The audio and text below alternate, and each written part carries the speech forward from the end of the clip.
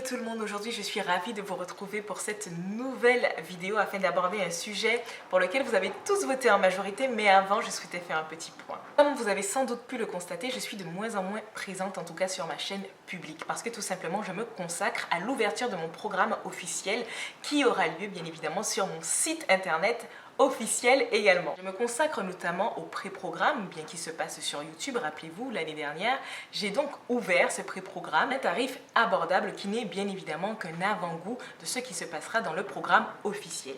De ce fait, pour vous offrir un contenu qualitatif et bien évidemment être à la hauteur de ce que je prône depuis longtemps sur ma chaîne, eh bien je mène un travail d'arrache-pied afin de pouvoir satisfaire mes futurs membres. En outre cela, je tenais à remercier tous ceux et celles qui m'ont soutenu depuis le début, à leur manière, que ce soit en étant adhérente à ma chaîne, qui ont participé à l'activité des deux, en commentant, en likant, en partageant, ce qui me conforte dans le fait de me dire que je ne suis pas seule dans mon combat. Et grâce à ce travail de synergie que l'on fournit, eh bien vous me permettez de donner naissance à de nouveaux projets plus ambitieux. Je voulais notamment attirer votre attention sur le fait que pas mal de mes vidéos sont passées en mode privé, réservé uniquement aux membres du programme, pour tout simplement assurer la pérennité de cette chaîne, car en effet, YouTube, semblerait-il, commence à supprimer définitivement des chaînes qui auraient abordé des sujets sensibles, comme le sujet concernant Apétamine par exemple. Et donc en tant que membre, je vous ai donc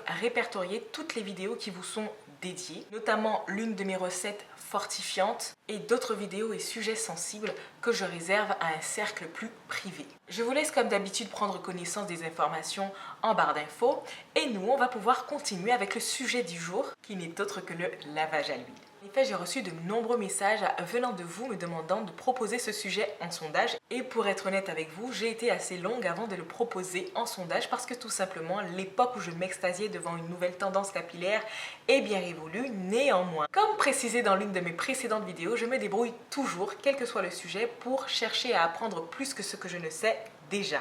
Et en l'occurrence, le sujet du jour m'a fait faire une bien agréable rencontre. Pour commencer, on va faire une simple petite différence entre le lavage à l'huile ainsi que le rinçage à l'huile. Le rinçage à l'huile consiste tout simplement en dernière étape de notre routine à appliquer de l'huile sur nos longueurs ainsi que nos racines et ainsi les rincer à l'eau claire. Je rappelle d'ailleurs l'étape du bain d'huile qui lui à la différence se fait en début de routine. Le lavage à l'huile, quant à lui, consiste bien à s'appliquer de l'huile sur son cuir chevelu en guise de shampoing. Il convient bien évidemment d'opter pour des huiles aux vertus saponifiantes, aux propriétés antibactériennes, notamment pénétrantes. Cette méthode permet de pallier aux éventuels dégâts que peuvent causer les shampoings de nos jours à base de tensioactifs asséchants. Ces deux pratiques seraient donc des rituels ancestrales, car en effet, durant l'époque de l'Égypte antique, on se lavait les cheveux avec des huiles. Puis ce type de pratiques évoluèrent avec le temps. Pour faire face à l'évolution de la pollution, on y ajoutait du carbonate, par exemple, pour avoir un côté plus lavant, donnant ainsi naissance aux huiles saponifiées, au savon noir ou encore même au savon de Marseille. Toutes ces évolutions, bien évidemment, ont contribué à faire sombrer dans l'oubli des pratiques ancestrales. Mais alors qu'elles faisaient partie d'histoires anciennes, voilà qu'elles refont surface. En effet, déjà en 2013, la regrettée Madame Gillette Lewatt avait popularisé cette pratique ancestrale, promettant un retour aux sources et surtout le fait de retrouver ses cheveux de bébé. Du côté des États-Unis, c'est la youtubeuse Kanta Diop qui, à la même époque, avait popularisé sur YouTube la méthode du lavage à l'huile. Près de 10 ans plus tard, ces méthodes refont donc surface sur les réseaux sociaux et on se demande, est-ce là la solution de tous les maux que l'on prête aux cheveux afro? J'ai pu regarder pas mal de vidéos qui traitaient du sujet et beaucoup ont témoigné du fait que cette méthode, en tout cas, leur apportait une certaine souplesse, une certaine douceur au niveau des cheveux. Cela limite la casse, les nœuds, définirait éventuellement les boucles et rendrait les cheveux plus brillants. Un point négatif revenait souvent, à savoir le fait d'avoir les cheveux trop gras après avoir pratiqué cette méthode. C'est un avis que je rejoins assez pour avoir déjà tenté cette expérience sans même savoir qu'il s'agissait de pratiques ancestrales. Mais la question pour moi aujourd'hui est celle qui est: vais-je adopter cette pratique dans ma routine capillaire?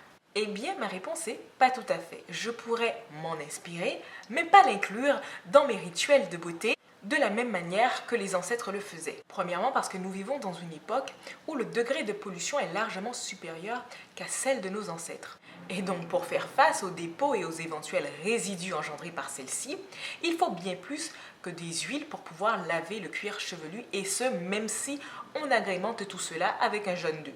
De la même manière où nos ancêtres à leur époque ne portaient pas de crème solaire et pourtant leur peau se portait très bien, aujourd'hui, tout le monde a le mot crème solaire à la bouche. Qu'à la différence de nos ancêtres, eh bien ceux-ci n'étaient pas entourés quotidiennement avec des produits à base d'acide de fruits ou encore même d'hydroquinone ou de substances fragilisant notre peau, l'affinant et ainsi la rendant plus vulnérable pour faire face à la pollution et notamment les rayons du soleil. D'autre part, après avoir accouché, la femme bien souvent a les cheveux très fragiles, ce qui est d'ailleurs mon cas. Je fais donc très attention à chaque étape de ma routine, je me confectionne mes produits riches en vitamines et minéraux, mais je fais surtout attention à ne pas trop les induire de produits trop lourds et enduire mes cheveux d'huile pour chaque routine de lavage. En outre le fait de ne pas bien me laver le cuir chevelu, ça pourrait notamment saturer mes cheveux d'huile et précipiter la chute des cheveux fragilisés. Et qui dit cheveux qui chutent, dit moins de volume, et là clairement ce n'est pas ce dont j'ai besoin.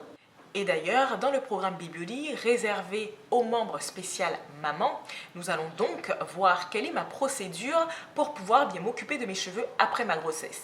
Vous verrez toujours d'anciennes tendances revenir à l'ordre du jour, mais le plus important surtout est que vous trouviez votre équilibre. Testez-les toutes et voyez comment vous pourrez les insérer dans votre routine au quotidien. Testez, mais également observez les résultats sur le long terme, car en effet, à court terme, vous pourriez éventuellement être ébahi, agréablement surpris par l'efficacité d'une certaine méthode, et sur le long terme, avoir totalement un avis opposé. Ne dit-on pas que l'abus en tout nuit ? Il est donc préférable d'insérer dans votre routine avec stratégie et tact ce qui vous conviendrait le mieux en fonction de vos besoins. Nous sommes nombreuses à mettre de l'espoir pour pouvoir trouver le The produit qui va nous permettre d'avoir des cheveux brillants ou bouclés. Comme s'il était forcément nécessaire d'avoir des cheveux qui brillent ou qui bouclent pour qu'ils soient beaux et en santé. Et je dis cela parce que je me demande tout simplement si toutes ces pratiques, notamment ancestrales, seraient revenues au goût du jour si derrière il n'y avait pas cette promesse d'avoir des cheveux bouclés ou des cheveux lisses ou encore même des cheveux qui brillent. Car en effet, quand je regarde le profil des youtubeuses qui ont lancé cette tendance, et là je parle bien de Kanta Diop à l'époque où elle a lancé cette tendance qui a ensuite été suivie par beaucoup de youtubeuses américaines au point que les youtubeuses du côté français en soient éclaboussées. Quand on regarde les cheveux de Kanta Diop et ce qu'elle dit notamment dans sa vidéo, cette méthode lui permet d'accentuer la brillance de ses cheveux et notamment de définir ses boucles. Ces pratiques et tendances auraient-elles autant fait parler si une femme qui tout simplement s'était contentée de se laver ses cheveux avec de l'huile sans forcément promettre de la brillance ou encore des boucles? Alors bien évidemment, il y a des personnes qui en profitent pour récupérer et pour s'en inspirer, pour pas forcément avoir des boucles ou même avoir des cheveux lisses. Mais force est de constater qu'il y a beaucoup de personnes qui ont mis de l'espoir dans cette pratique pour pouvoir avoir des boucles qui brillent. Je suis toutefois ravie d'en avoir appris un peu plus sur Madame Gillette Lewatt. J'ai fait de belles découvertes sur le parcours de cette femme et je vous proposerai d'ailleurs le sujet de son parcours en sondage, et si celui-ci vous intéresse, vous irez voter là-bas. Il y a notamment un autre sujet qui m'intéresse, en tout cas, que je vais probablement vous proposer en sondage, c'est le fameux retour de la vaseline. Car oui, il y aurait beaucoup de choses à dire à ce propos. Je vous proposerai ça également en sondage là-bas. Je vous laisse voter, notamment me mettre vos avis et impressions en commentaire. Et je vous dis à très vite.